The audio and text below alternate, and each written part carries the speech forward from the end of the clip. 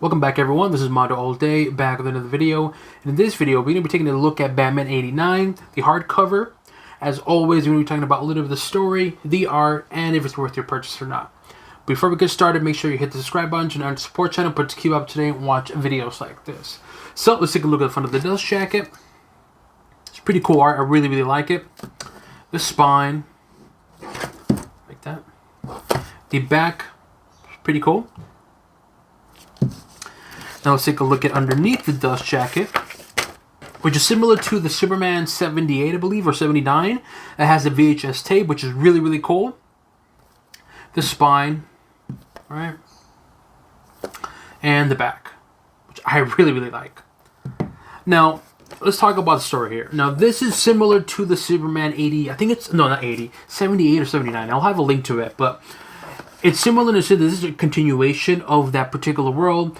How the previous Superman stories was a continuation of the third chapter, or third movie from the, I can't think of his actor's name, but the Superman, the old school Superman movie. This is like part 3 of the Batman Tim Burton story. So universe, I should say.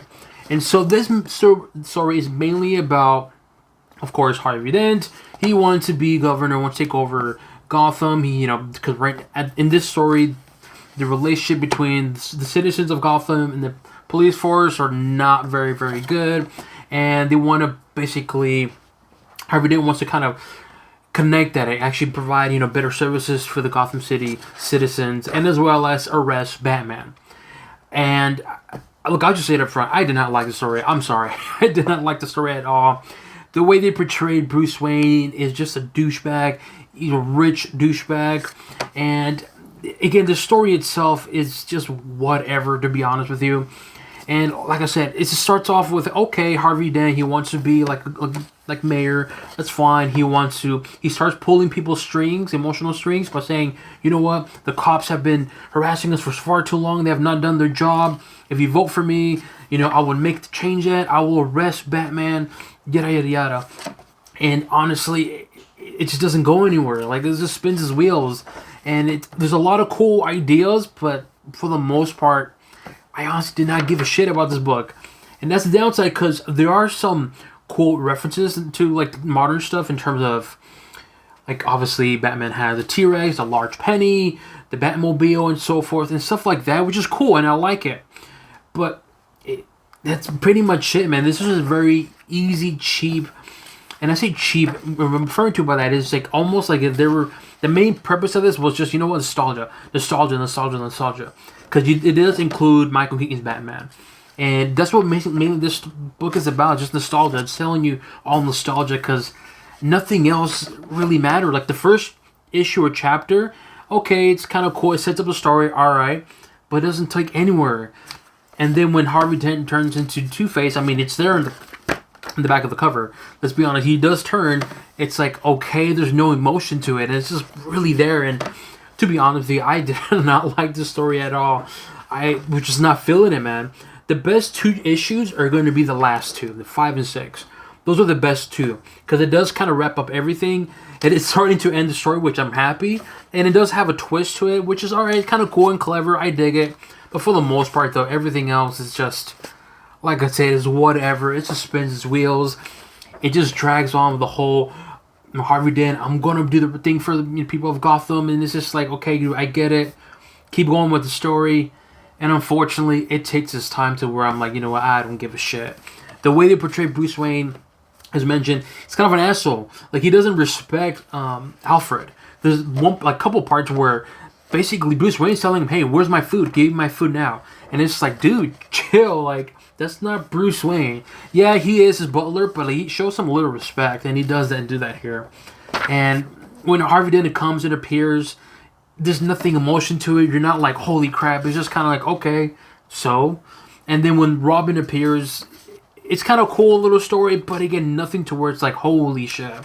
Of course, here we have Catwoman on here, references to the Batman Returns movie, the sequel with Tim Burton. And so, overall, man, I'm just not feeling the story. The pacing of it's up and down. There are some parts where it does pick up. Other parts, it does drag. And when it drags, it's to the point where you're like, oh, God, I just want to just keep going. Come on.